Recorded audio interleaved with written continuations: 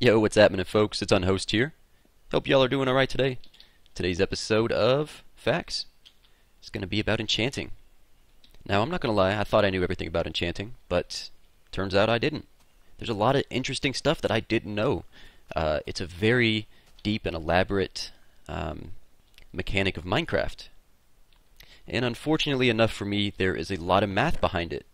I'm not the best with math, but I can show you guys the numbers and all that stuff. I'll try to skip all the boring stuff and just get to the meat of it. So, the first thing we're going to talk about is the armor bar, which is the little iron chest plate looking curiouses above the hearts, which is your health. So, each half an armor piece is going to be 4% damage reduction, giving you a maximum of 80% if you've got, well, full diamond on. But the mechanics are kind of skewed whenever you bring stuff like protection in, and obviously it doesn't act the same as if it were just a base material armor piece. So if you ever went to school at all, period, then you should know this math. I've got 4 little chest plates, and that will equal up to, you got it, 32. 32% damage reduction. So what about protection? Can you get 100%? Not really. I guess if there were a word to replace protection, I would honestly call it absorption, because it actually absorbs the damage you get and puts it on your armor. So your armor wears out faster if you have higher protection on it. So my opinion was, well, get all your armor protection 4. Why not, you know? But that doesn't work. You're going to be basically leaving an item or two out. You're going to be missing out on another enchantment that might actually help you. There is a cap, and that cap is 25 EPF.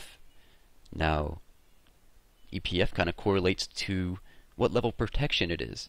If it's level 1, it's 3 EPF. Level 2 is 5. Level 3 is 7. And level 4 is going to be 11. So, brace yourselves, elementary math. If you have a protection 3 chest plate, protection 4 leggings, and protection 3 boots, you're set. If you have 2 pieces of armor that are level 3 and 1 that is 4, excuse me, then you're capped out. That's the most protection you can get.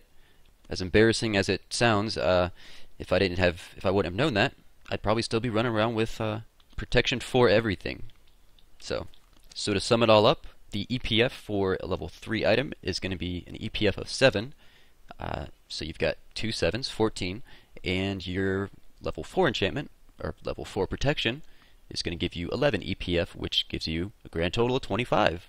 But it's not only for just protection, it's for all types of protection. So, you know, level 3 fire protection leggings, level 3 boots, and level 4 chest plate is the max. You're not going to be any more protected if you add any more fire protection than that. You know, same thing goes for projectile and blast protection, which is creepers, explosions, anything like that, gas, fireball. So going back to all the different types of armor and protection, obviously they all pretty much work the same. And, well, obviously I'm talking about iron, leather, and gold, and as well as chain. But the durability of each item is what affects it, you know. It's going to be the same protection that you get from these as what, or the same absorption, I guess I should say. And your armor's durability will deplete up until the item breaks. So I always hear rumors that are passed around about things that don't damage your armor and things that do damage your armor. And the things that actually do affect your armor and the durability of it, meaning the how long it'll last and all that, is like so. Any direct attack from mobs, any direct attack from a player, getting hit with an arrow, being shot from a ghast or a blaze, coming in contact with a lava or fire block, touching a cactus, any type of explosion, and the new wither potion effects. That looks awful. Now I want to tell you about the stuff that doesn't affect your armor's durability. So when you first come in contact with a fire block, you're initially going to take damage, and that one hit of damage, that one tick of damage, will damage your armor, but ongoing fire will not. Suffocating inside a block or a wall, drowning, like a sir, starving, fall damage from any height, falling into the void, potions of harming and poison, the /kill command, and of course, last but not least, the poison from these buggers. But here's where it gets pretty interesting. All the stuff that I just named that cannot reduce your armor durability whatsoever, the protection enchantment still absorbs that damage. So if I fell off here in survival mode, some of the damage would be absorbed actually, and you don't have to worry about the durability of your armor going down whatsoever. So like I said, check out the description for the links that I'll post. There's going to be some very important information in there that I might not cover. But like I said, I'm just going to cover the stuff that is most unknown. So for Protection 3, it protects you from all types of damage. But something else interesting I found was Fire Protection and Projectile Protection. They both reduce the damage you take from Blaze Fireballs. Now Projectile Protection also includes Gas Fireballs, which is not included in the Fire Protection, as well as arrows obviously. So you got arrows, Ghast, and Blaze Fireballs for Projectile Protection. There we go. And for Fire Protection, it's Fire, Lava, and, well, Blaze Fireballs. I think most of you know this, but the Feather Falling Boots actually protect you from fall damage, but as well as throwing Ender Pearls. Even if you just make a straight shot throw, it's still going to give you a little bit of damage. But if you're wearing Feather Falling Boots, it's reducted. Did I just say reducted? Reduced. Ha! So let's look back at the armor bar that's above our health, and there's a kind of a little calculation saying that if you have a full bar, which means you've got all diamond stuff, and you have an EPF of 25, since all damage isn't necessarily consistent, it's always random, you will be protected between 89%, 89.6%, excuse me, and 96% damage reduction. I'm sure a lot of you have seen that little chart that's been floating around the forums and all that, saying exactly what you can get for what levels, and you might look at it and say, hey, level so-and-so is best for feather falling and all that, but types of armor actually come into play too. And I've heard rumors that, all gold armor is you're going to get better enchantments for lower levels, or any kind of level for that matter, and that's better than, or diamond is a lot worse than that. So there's actually been proven through all the numbers and stuff that that's true.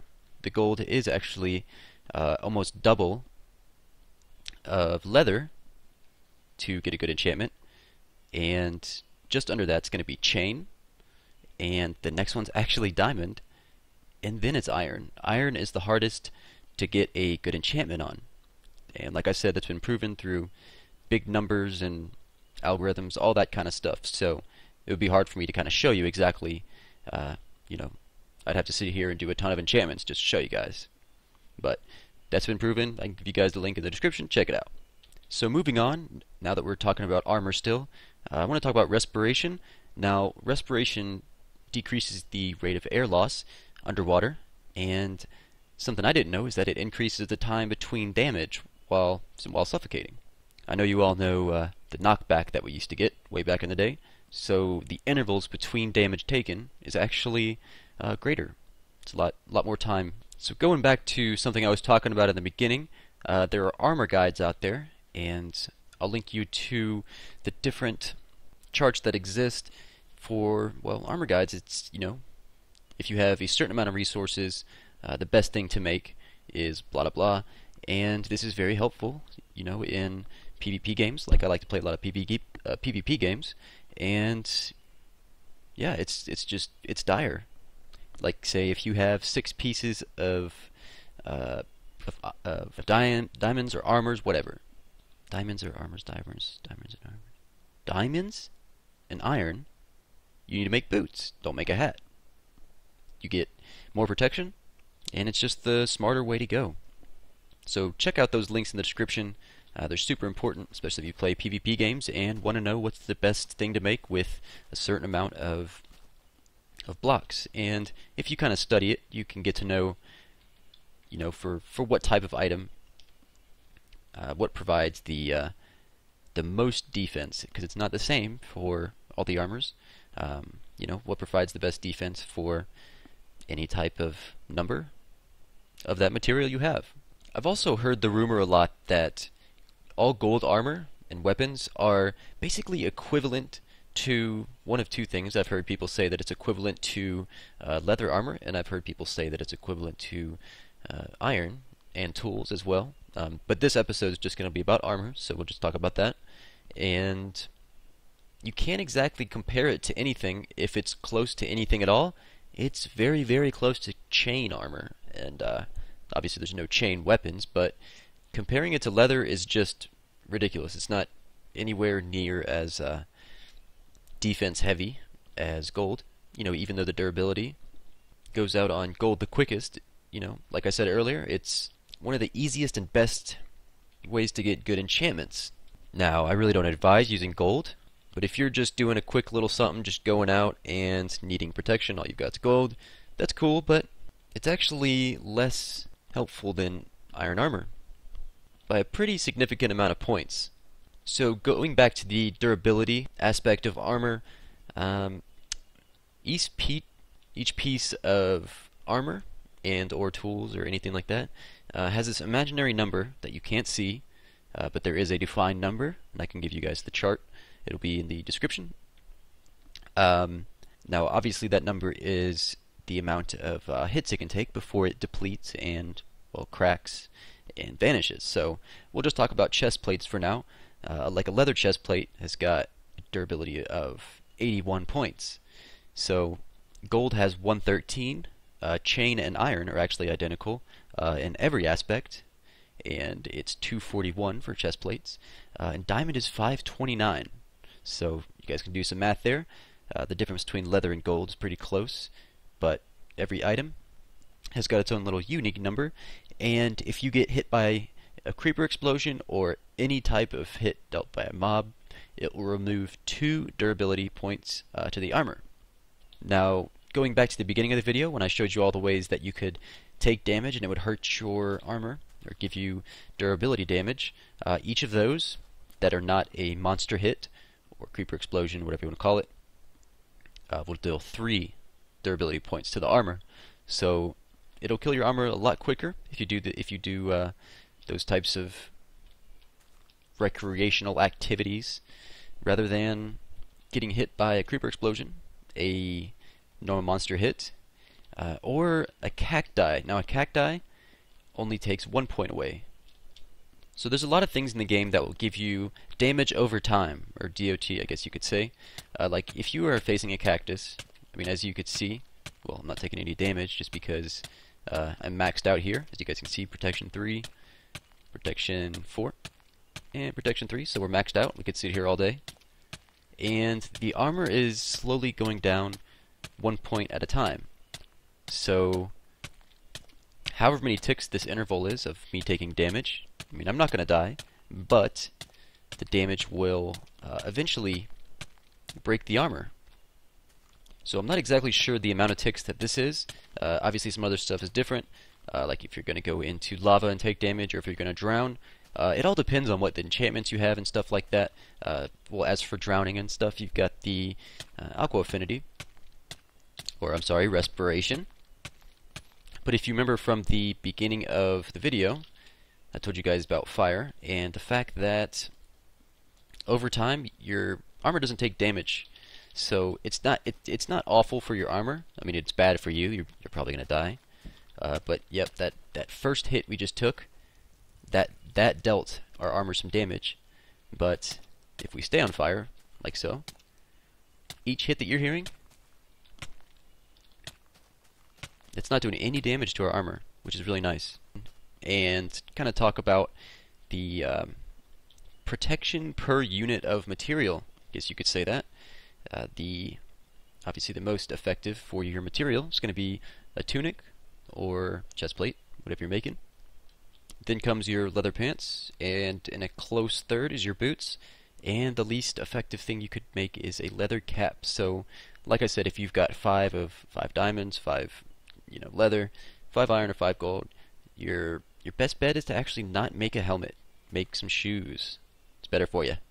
It's good for your health, proven by years of science and studies, passed down through generations of homogeneous mixtures and obtuse angles. But yeah, anyways, guys, I hope you enjoyed. If there's anything I missed, I'm going to put it in the description or maybe a comment. But this has been part 1 of this little thing I'll do about enchanting. The next time is either going to be tools or we're going to talk about weapons. So, swords and bows, as opposed to these things right here. Got the shovel, pickaxe, and regular axe. Now, I think all you know that you can enchant a hoe. I don't know why. I wish I could have a nice little hoe by my side.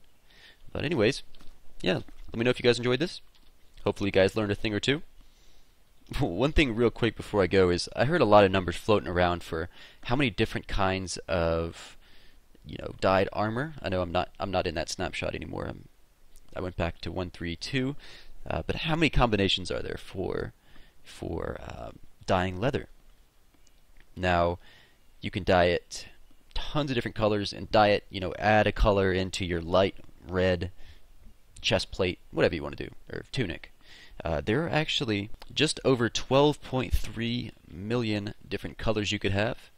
Very unique, very rare. But anyways, guys, I thank you for joining me. Bid you farewell. Stay native, guys. Adios.